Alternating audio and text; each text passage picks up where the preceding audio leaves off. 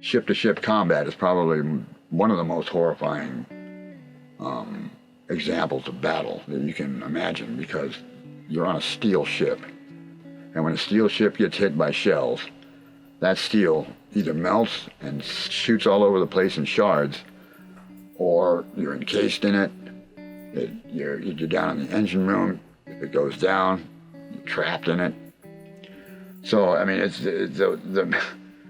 it's pretty serious, the ways in which a person could get killed back then on one of these things.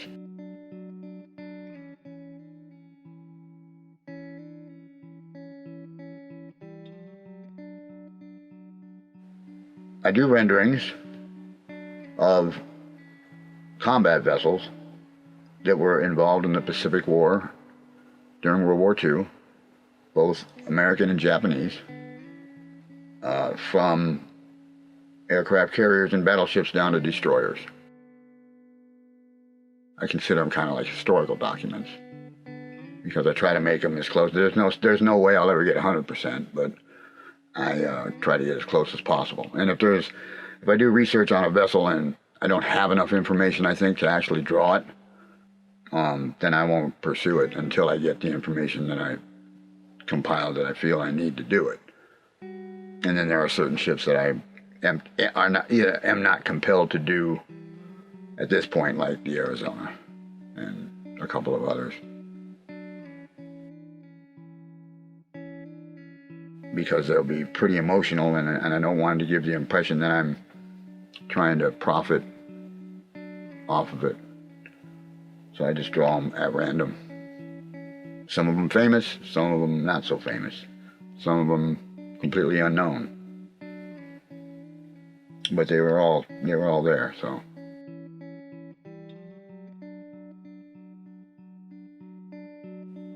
My grandfather during World War II was a fabricator, welder.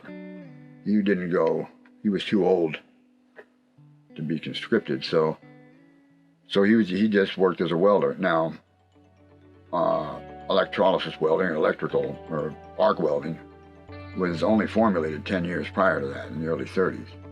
So he was pretty good at his craft during the war, so he was a subcontractor to actual shipyards.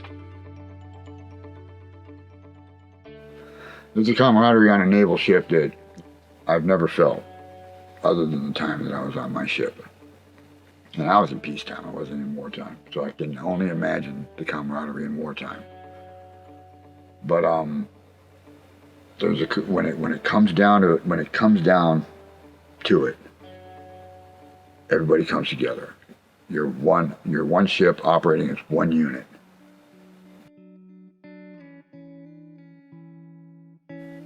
I can understand why those guys want to be interred at the Arizona,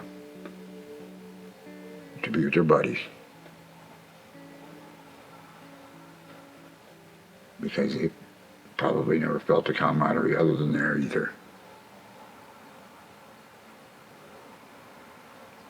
That's why.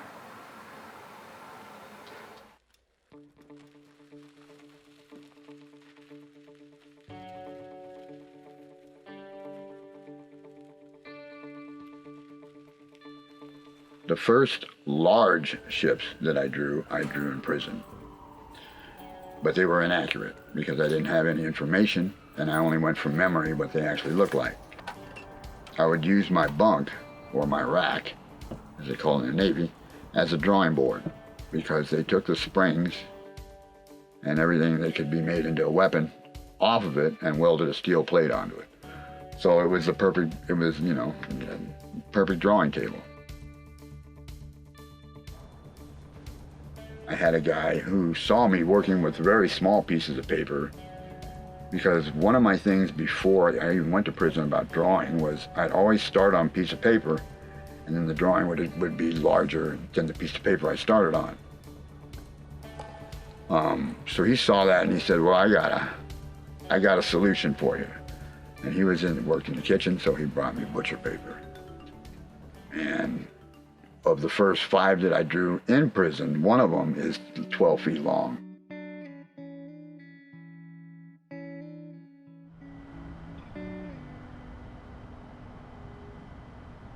When you look at a crew of a ship like this, if it's a crew of 2,300, 1,800 of them were kids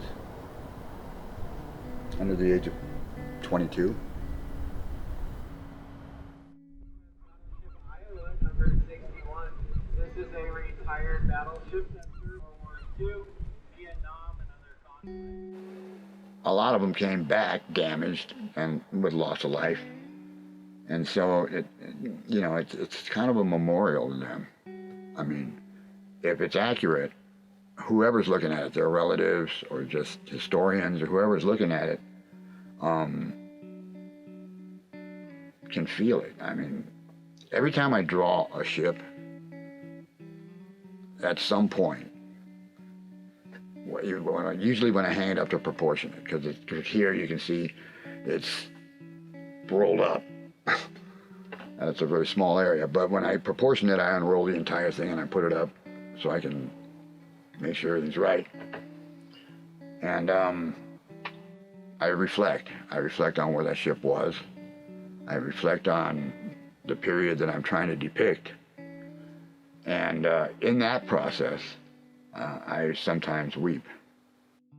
When I drew the Astoria, that my dad's cousin was killed on in Astoria, I got hit by that one when I was proportioning, but I had just gotten off the computer and found out where his name was actually inscribed, which is the largest U.S. military burial ground outside of the U.S. It's in Manila. And he's on, I believe it's panel 18.